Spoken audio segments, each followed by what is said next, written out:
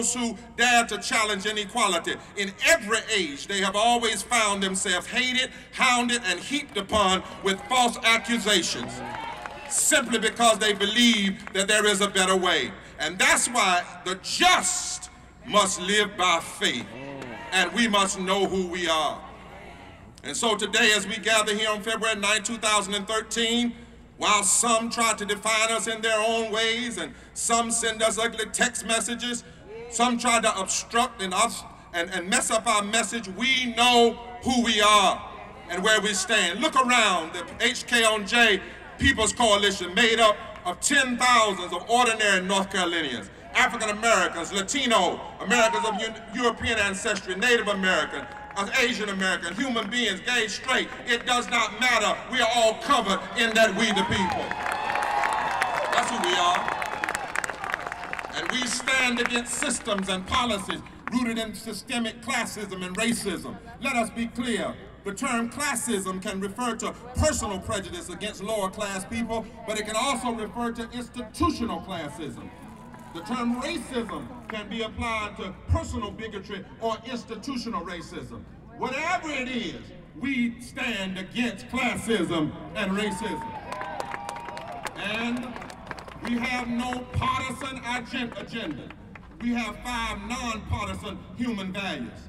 In order to address poverty, we've got to deal with economic sustainability. We got to fight for full employment, living wages, alleviation of the spread unemployment, green economy, labor rights, affordable housing, targeted empowerment zone, strong safety nets for the poor, fair policies for immigrants, infrastructure development, and fair tax reform. Number 2, we have to have educational equality, ensure that every child has a well-funded, constitutional, diverse public education, access to college. We need health care for all and protecting Medicaid and Medicare. We need fairness in the criminal justice system. We need voting rights, not only to defend them, but we need to protect them and we need to expand them. That's our agenda. And for those who may be the enemies of this movement, don't say what you think we stand for. We will tell you what we stand for. So we come here today, our purpose is we mourn the grim realities of so many North Carolinians in poverty. 8 to 10% of our workforce is officially unemployed. Thousands of North Carolinians, the rate is actually higher than the number. Black unemployment is twice that the whole human race suffers. The gap between the rich and poor is wider than it was in the Great Depression. 1% of Americans own 40% of the wealth. There are 1.7 million North Carolinians living in poverty, 700,000 in deep poverty, 600,000 children, 130,000 Latinos, 200,000 white, 200,000 African American, 11,000 American Indians. These are not black or white children, they're our children. Well over 20% of our population is in poverty. 44% of African American children live in poverty. There are 10 counties where the poverty rate has been over 20% for 30 years. 60% of women with single families, not black women, women live in poverty. Most poor people are white, working, and female.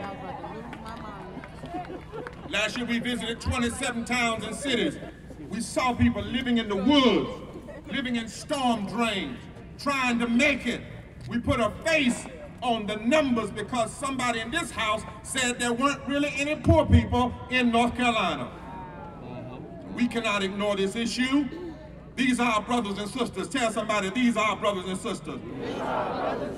We cannot continue to commit attention violence against the poor and write them out of our public policy and our private activity, and sometimes even out of our pulpits. We know who we are. We know that we are called to bear witness at this moment in history. We have faith that there is a better way for North Carolina and a better way for America and a better way for our world. And though, my brothers and sisters, we know who we are, there are some folk back here that are confused about why they are.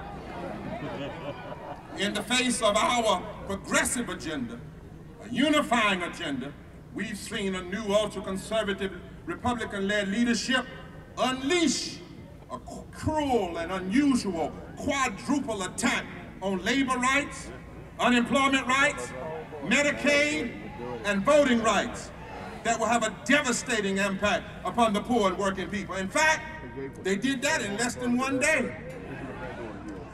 Truth of the matter is they did it in less than a combined time of 30 minutes. In 2 committees, 15 minutes apiece, they passed laws to roll back Medicaid for 500,000 people.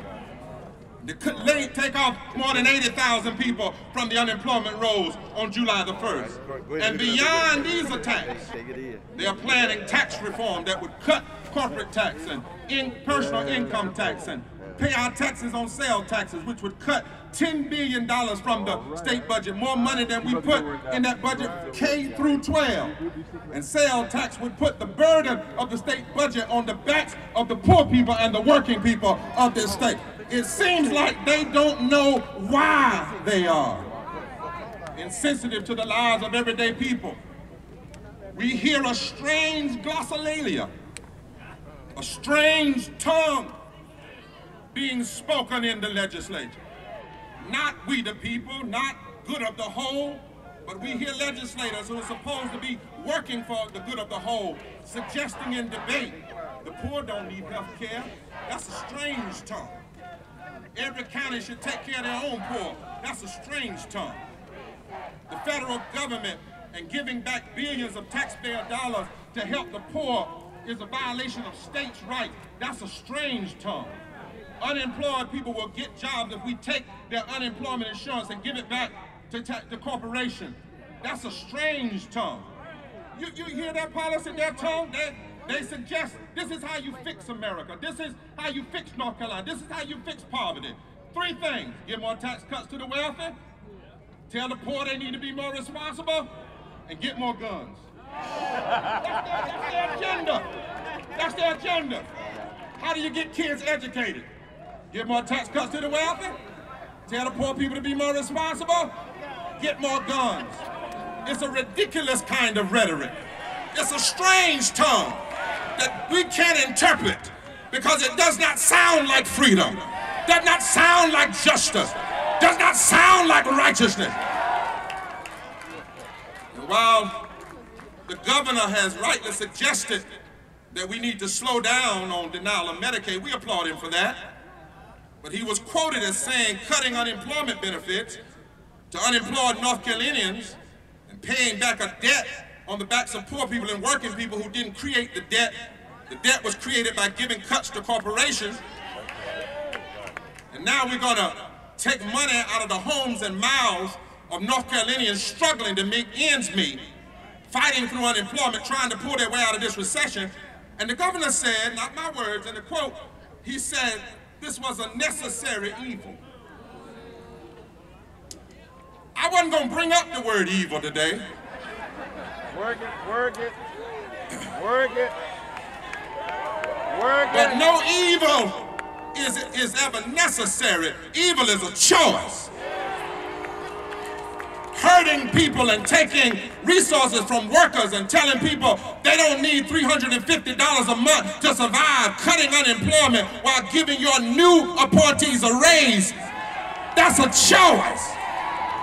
It's not necessary evil, it's unnecessary injustice, it's unnecessary meanness, it's unnecessary wrong, it's Robin Hood in reverse, it's morally unconscionable, it's constitutionally inconsistent, and it's economically insane.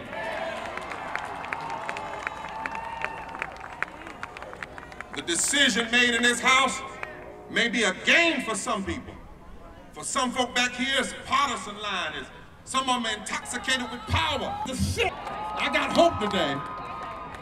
One time businesses had a monopoly and there were no labor laws, but workers organized.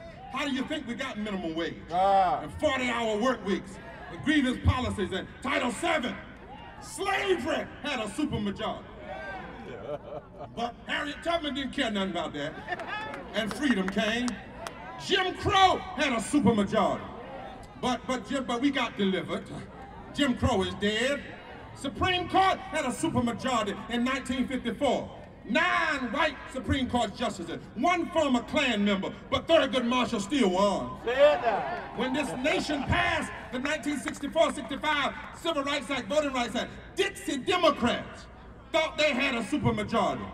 Don't you remember them boasting? Segregation yesterday, That's right. today, and tomorrow. But when people of faith pushed back, they made Wallace to be a liar. That's right. Apartheid had a supermajority, but it came down and Mandela went up. And in 2012, meanness, money, hate, racism, what did Colin Powell call it? Oh, here it is. The deep, dark vein of intolerance. Thought they had a supermajority. But on Martin Luther King National Holiday, 2013, for the second time, the whole world heard these words.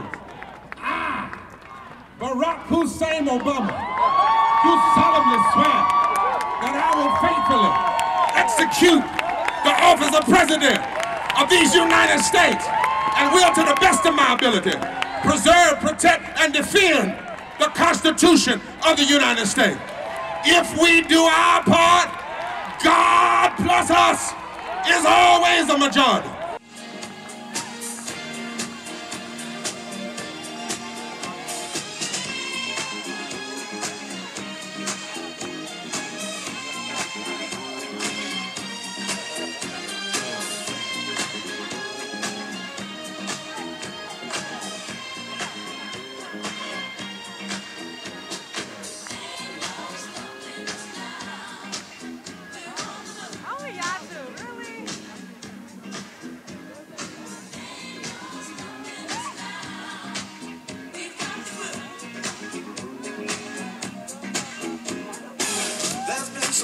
Things that's held us down, but now it looks like things are finally coming around. I know we've got a long, long way to go, and we're